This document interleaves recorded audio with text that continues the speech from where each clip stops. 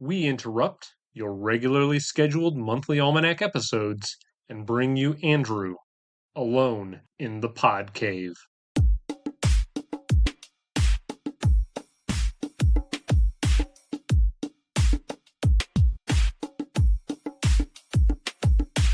Andrew here from the Revisionist Almanac. In addition to our normal episodes where we look back on past Academy Award ceremonies with the luxury of hindsight and determine what the Oscars got right, and more importantly, what they got wrong, we decided to broaden our content a little bit and discuss movies happening in the here and the now. This has always been a component of our social media posts, so we just thought it would be the natural evolution of what we're already doing over there. So at the start of every month, I'll spend some time giving you a window into what I watched over the previous month, both new and old, share my thoughts on some of those films, and discuss further. Before we get into this, though, we would appreciate if you could subscribe to our channel on whatever podcast platform you're using, as well as rating and reviewing the show. This goes a long way to growing our brand and getting us one step closer to our advertising goals. In addition to that, you can also find us on every major social media platform, including Instagram, Twitter X, and TikTok using the handle @RevAlmanac. With that out of the way, let's get into some of my first time March watches.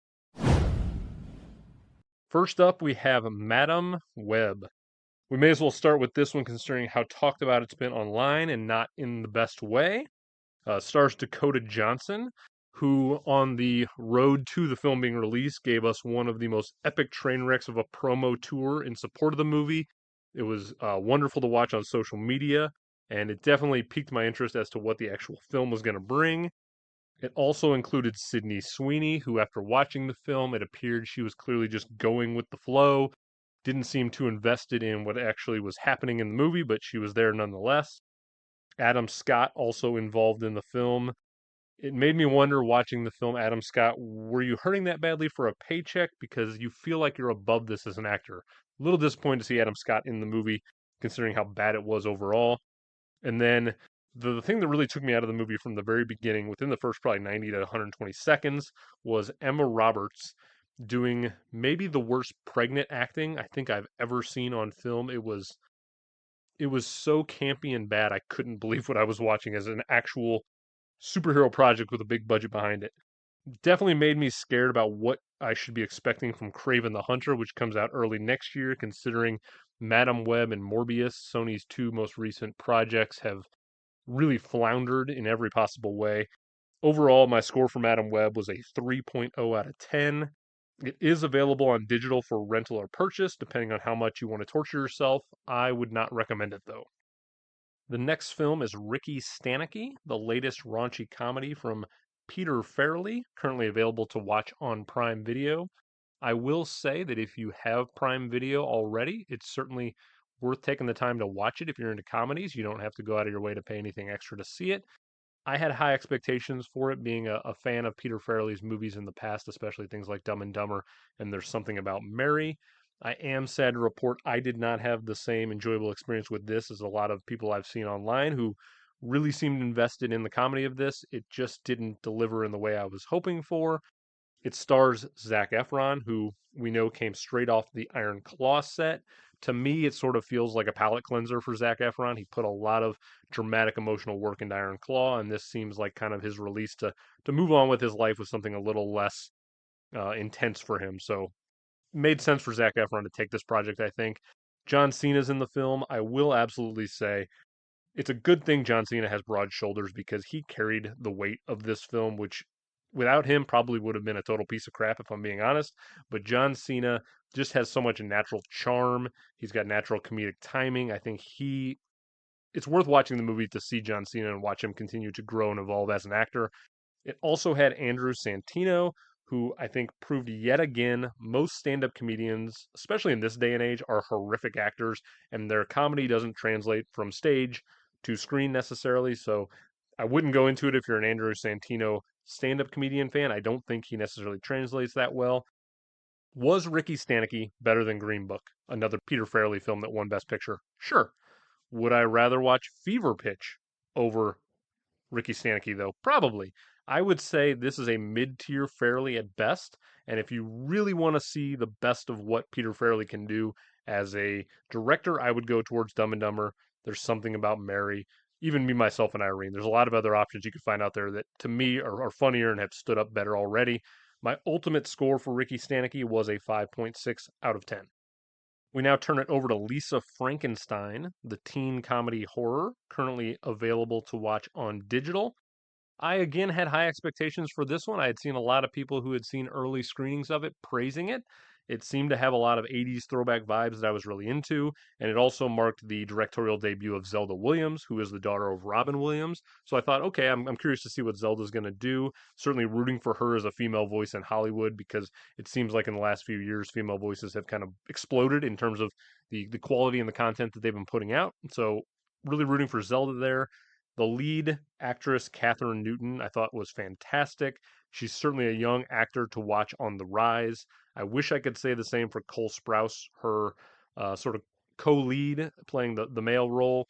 I think he was the worst part of the movie, if I'm being totally honest. I did like the throwback 80s vibes. I thought it paid homage to certain movies of that time period that I instantly recognized. I think a lot of you will too. The problem I had with the movie though is it took until probably the third act for me to really start caring about the characters and the story. And unfortunately that wasn't quite good enough that I don't want to have to wait till at least an hour into the movie to really start connecting with some of these. Does seem like it's already found its audience though, and it feels like it's destined for some level of cult status, which I think is cool. The right demographic is clearly grabbing onto this movie. I just maybe not wasn't necessarily one of those people. But I do have a lot of confidence that Zelda's next film will be a step up now that she's got her first movie out of the way and under her belt. My ultimate score for Lisa Frankenstein was a 6.6 out of 10, still above average, worth checking out if you're into teen comedy horrors that kind of fit into this genre. Now we go over to Bob Marley, One Love. This is 2024's real first notable music biopic.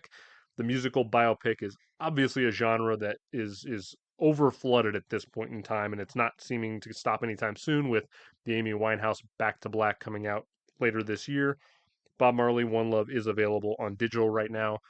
First thing I'll say is Kingsley Ben-Adir, who plays Bob Marley in the film, I think he nails the mannerisms, he nails the accent. He also has a really striking resemblance to the Jamaican legend and singer. So I was impressed with Kingsley Ben-Adir's ability to act in the film.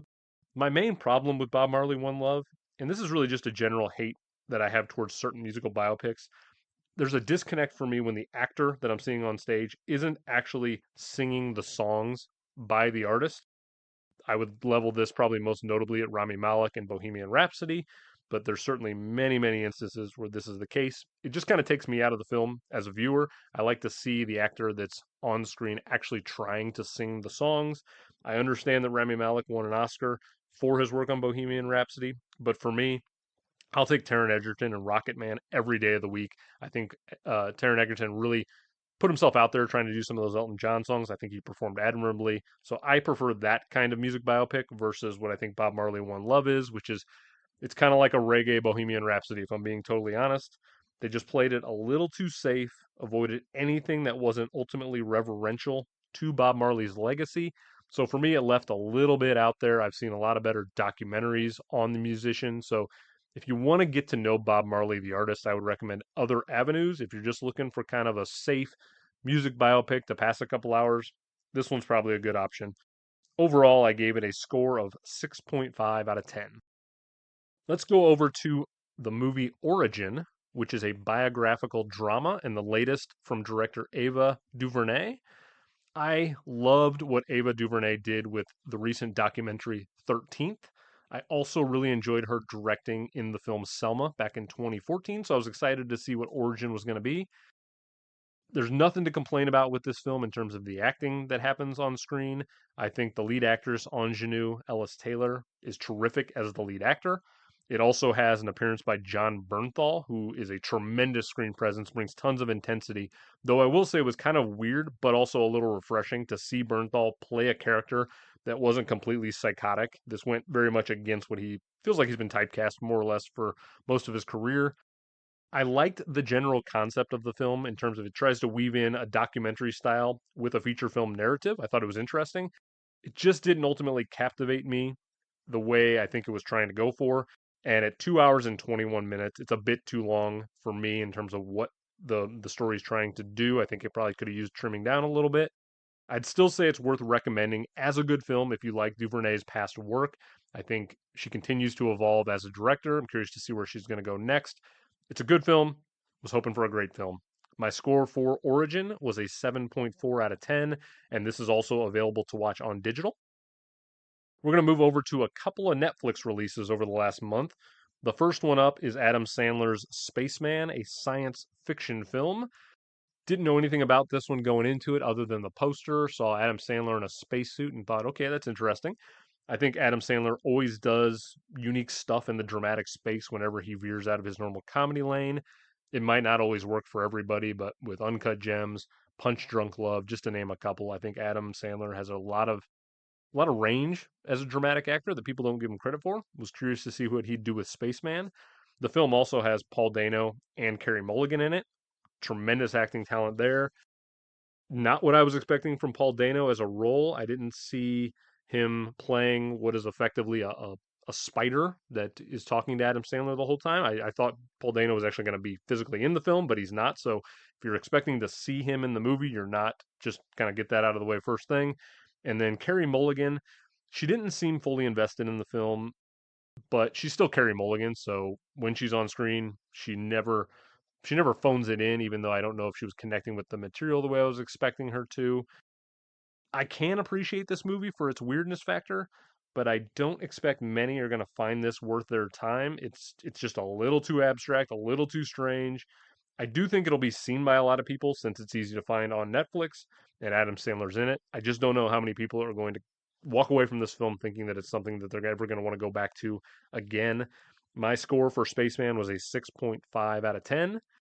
Then we'll go to the far, far, far worse Netflix fare. That was Damsel, which stars Millie Bobby Brown. It was billed as a dark fantasy.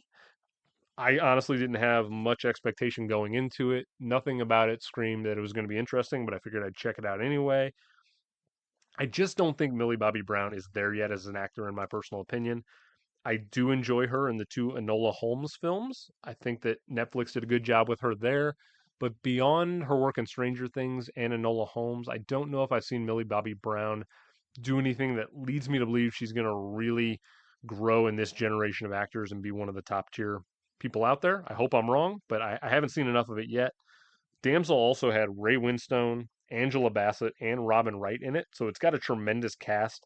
I just expected more from all three actors. It felt like they were taking a paycheck to a degree as opposed to really being invested in the movie.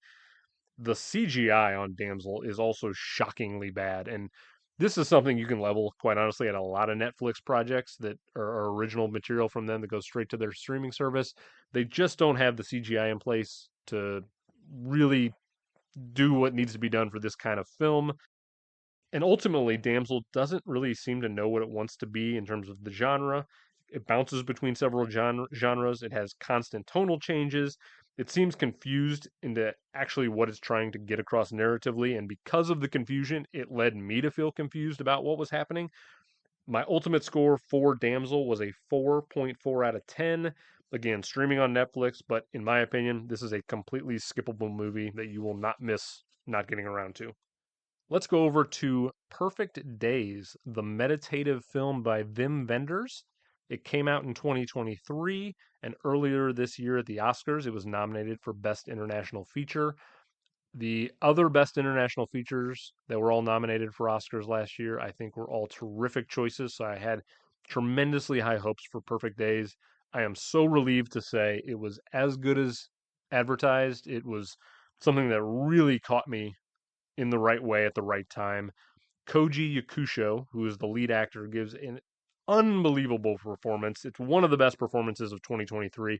It's a shame that he didn't get nominated for Best Lead Actor. I'm not surprised because rarely do Asian actors really get the credit they deserve over here in America when it comes to the Academy Awards. But I thought his performance was subtle. It was nuanced. He did so much work with his facial expressions, with his eyes. He didn't have to do a ton with dialogue to really get across the message of what he was doing. The movie also features one of the best soundtracks I've heard in this entire decade. I'm not going to ruin some of the fun of the soundtrack that's on there because if you check this movie out, you'll know exactly what I'm talking about. But everything from a soundtrack perspective, played a crucial role in the actual film's narrative. And I always like seeing that integrated in that way. Just floored with the soundtrack. It felt like they were pulling something straight out of my iTunes. It, I knew I was going to love the movie the first song I heard when it was played. I also love the idea of someone, the lead character, being happy and content in the place they're at in life, even if from a distance it doesn't look very glamorous, it doesn't look very interesting. He's effectively cleaning toilets every day for little parks around the city he's in Japan. So no glamour to it, but he seems content in his life. And you also don't need to know a ton about the full backstory of Hirayama's character to connect with him and get a sense of why he's doing what he's doing. And ultimately, this film had a fantastic final scene that left me emotionally satisfied with the journey we took through the film. I would say, alongside Paris, Texas, which a lot of people point to as Wim Wenders' best film, this is right up there alongside that as his best work in his career, and he's got a really strong body of work, start to finish. So if you like Wim Wenders, if you like international features, and you want to catch some of the ones that were nominated for Oscars, I would put Perfect Days right at the top of your priority list. I gave it an 8.5 out of 10. If I see it a second time, it might even go up a little higher for me. Tremendous watch, currently available on digital. And I intentionally saved the best watch of March for last. It is Monster, which came out in 2023, the latest film from director Hirokazu Koreeda. I looked up what Monster's technical genre was online because it was hard for me to really categorize what it was. And they labeled it as a psychological, dramatic mystery thriller. And I would say that's a pretty accurate description. I don't want to give away what happens in the film because it's really something you should take in on your own. But I think that those four words, psychological, dramatic, mystery, thriller, kind of hit exactly what this film is. If you are familiar with Koreeda's work or not, he's a prolific Japanese director, and I would recommend checking out Shoplifters, Nobody Knows, or Still Walking. Those are some of his best works, in my opinion. This film, Monster, is right up alongside the best Koreeda's ever done for me. Again, I don't want to reveal too much in the details of the story, but I was blown away by the overall structure of the storytelling, as it's effectively a film divided into three parts. Each part is told through a different character's perspective, and it slowly peels back the onion layers for the audience as you begin to understand kind of what the context of the film is. Koreeda also has a history of working very well with child actors from his previous films. This is no different. The child actors in this movie are absolutely sensational. Really tip my hat to them and the work Koreeda does, getting great performances from child actors. I was gripped from this movie scene to scene, and I was taken on an emotional roller coaster through all three parts and the different perspectives. It culminates in a final act that literally had me standing up applauding the way it ended. Just absolutely floored me. I knew I was going to love it. It was even better than I had anticipated. I believe Monster is a 2023 must see film that I hope you'll check out based on my recommendation. My score was an 8.6 out of 10, and this is also currently available to watch on digital. Do you agree with any of my reviews, or do you think I'm way out of line with some of the scores? Feel free to DM me on any of our social media pages or email us at revisionistalmanac@yahoo.com and leave your thoughts. Now, on top of these more recent films, I'm also knee deep into podcast research on a very special upcoming episode of our show covering the 1994 year in film, which will release the first week of July. Now, for most of our Almanac episodes, I try and watch about 30 or 40 movies in a given year so I can get as much possible prep in and determine what movies deserve consideration for Oscars. But I made the bold, or probably more accurately, dumb decision to try and watch 100 movies from 1994 as prep. At this point, I'm nearing completion, but it will be the last time I ever go this far into one particular year. I've watched multiple Jean Claude Van Damme movies, a Steven Seagal movie from 1994, and I'm starting to lose it a little bit mentally. Since this 1994 episode will mark the mid-year point of season 1, we wanted to do something extra cool and invite 3 guests on instead of just one. That's right. Joining us will be the entire 1001 by 1 crew. We have Adam St. John, we have Britt Reinholds Hobson, and we've got Joey Rogate. Now, if you're not familiar with their show, I can't recommend it enough. They dedicate their episodes to covering films directly out of the book 1001 Movies You Must See Before You Die, as well as special episodes where they rank the entire filmography of selected directors, like their recent episodes on the films of Edgar Wright. You can find them at 1001 by 1 on all the socials. I would definitely seek out their show and check it out. That's going to wrap things up for my March watches. I hope you had some fun listening on this first episode, and be on the lookout for more of this series at the start of each new month. We'll see you next time.